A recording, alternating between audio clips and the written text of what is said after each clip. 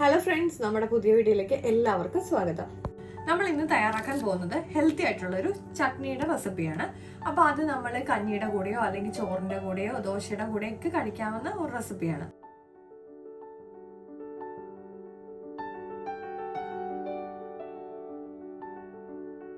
നമ്മുടെ ചട്നി തയ്യാറാക്കാനായിട്ട് ഞാനിവിടെ 1 കപ്പ് വേപ്പില എടുത്തിട്ടുണ്ട്. കരിവേപ്പിലയാണ്. നമുക്കിനി നന്നായിട്ട് ഇതൊന്ന് ഡ്രൈ ആവും വരെ ഒന്ന് ഇളക്കി കൊടുക്കാം. ഞാനൊരു മീഡിയം ഫ്ലെയിമിലിട്ടാണ് ഇത് ചെയ്യുന്നത്. ചിലപ്പോൾ ഇത് മീഡിയം ഫ്ലെയിമിൽ തന്നെയാണ് ഇട്ടേക്കുന്നത്. നന്നായിട്ടൊന്ന് ഇത് ഡ്രൈ ആയി കിട്ടുന്നവരെ നമുക്കിങ്ങനെ ഇതൊന്ന് ഇളക്കി കൊടുക്കാം. നമ്മളിത് ആഴ്ചയിൽ ഒരു 1-2 തവണയെങ്കിലും ട്രൈ ചെയ്യുന്നത് നമ്മുടെ തലമുടിക്ക് ഭയങ്കരമായിട്ട് നന്നായിരിക്കും. ഇപ്പൊ ഏകദേശം ഡ്രൈ ആയിട്ട് തുടങ്ങിയിട്ടുണ്ട്. നമ്മൾ എണ്ണ കാച്ചുമ്പോൾ കറിവേപ്പില ചേർക്കാറുണ്ട് അല്ലേ? അപ്പൊ അതുപോലെ തന്നെയാണ് നമ്മളിത് ഉള്ളിൽ കഴിച്ചാൽ അത്രയും കൂടി നമ്മുടെ ഹെയറിന്റെ ഗ്രോത്തിന് ഭയങ്കരമായിട്ട് ഹെൽപ്പ് ചെയ്യും. ഞാനൊരു 1/4 കപ്പ് തേങ്ങ ചേർത്ത് കൊടുക്കുവാണേ. നമുക്കിനി ഇതൊന്ന് നന്നായിട്ട് ഇളക്കി യോജിപ്പിച്ച് ഇതിലേക്ക് ലേശം ഉപ്പിട്ട് കൊടുക്കാം. ഞാനിപ്പോ തേങ്ങ ഇത് ഈ ഒരു പരുവത്തിന് ഇങ്ങനെ ഒന്ന് ജസ്റ്റ് മിക്സ് ചെയ്തെടുക്കുന്നതേ ഉള്ളൂ.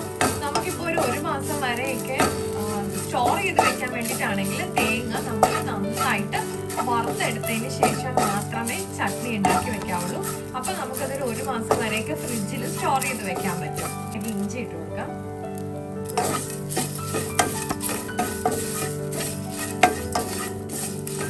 ആവശ്യത്തിനുള്ള മുളക് ഇട്ട് കൊടുക്കാം. അത് നമ്മുടെ എരിവിനനുസരിച്ചിട്ട് ആഡ് ചെയ്ത് കൊടുക്കാവേ.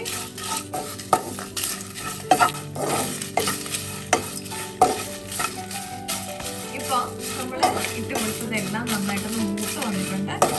ഞാൻ ഒന്നുകൂടെ പറയുവാണ്, നമ്മൾ സ്റ്റോർ ചെയ്ത് വെക്കുന്ന ചട്നി ആണെങ്കിൽ തേങ്ങ സെപ്പറേറ്റ് മൂപ്പിച്ച് തന്നെ നല്ല ബ്രൗണിഷ് കളറിലാക്കിയതിന് ശേഷം മാത്രമേ ചട്നി ഉണ്ടാക്കി ഫ്രിഡ്ജിൽ സ്റ്റോർ ചെയ്യാവുള്ളൂ. ഇതിപ്പോ ഞാൻ ഫ്രഷ് ആയിട്ട് ചെയ്യുന്നതുകൊണ്ട് മാത്രമാണ് ഇങ്ങനെ മിക്സ് ചെയ്തെടുക്കുന്നത്. ഞാൻ ഇതിലേക്ക് പുളിയുടെ ആവശ്യത്തിനുള്ളത് ചേർത്ത് കൊടുക്കുകയാണ്.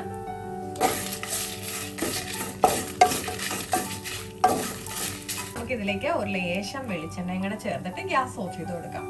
എന്നിട്ട് ഇത് തണുത്തതിന് ശേഷം നമുക്ക് നന്നായിട്ട് അരച്ചെടുക്കാം. ഇനി ഒന്ന് അടിച്ചെടുക്കാം. ഞാനിപ്പോൾ ഇതൊരു ലേശം പോലും വെള്ളം ചേർക്കാതെയാണ് അടിച്ചെടുക്കുന്നത്. നമുക്ക് ഇതിലേക്ക് ഒരു ശകലം കൂടെ വെളിച്ചെണ്ണ ചേർത്തിട്ട് ഒന്നുകൂടി നന്നായിട്ട് അരച്ചെടുക്കാം. അപ്പൊ ഞാൻ ചട്നി നന്നായിട്ട് അടിച്ചെടുത്തിട്ടുണ്ട്. അപ്പൊ നമ്മുടെ ചട്നി ഇവിടെ തയ്യാറായിട്ടുണ്ട്. അപ്പൊ എല്ലാവർക്കും ഇഷ്ടപ്പെട്ടിട്ടുണ്ടെങ്കിൽ ട്രൈ ചെയ്ത് നോക്കണം. നമുക്ക് കുട്ടികൾക്കും മുതിർന്നവർക്കും ഒരുപോലെ കഴിക്കാവുന്ന ഹെൽത്തി ആയിട്ടുള്ള ചട്നി റെസിപ്പിയാണ്. അപ്പൊ നമ്മൾ തലമുടി വളർച്ചയ്ക്കായിട്ട് 2 എണ്ണയുടെ വീഡിയോ ഓൾറെഡി അപ്ലോഡ് ചെയ്തിട്ടുണ്ട് ചാനലിൽ.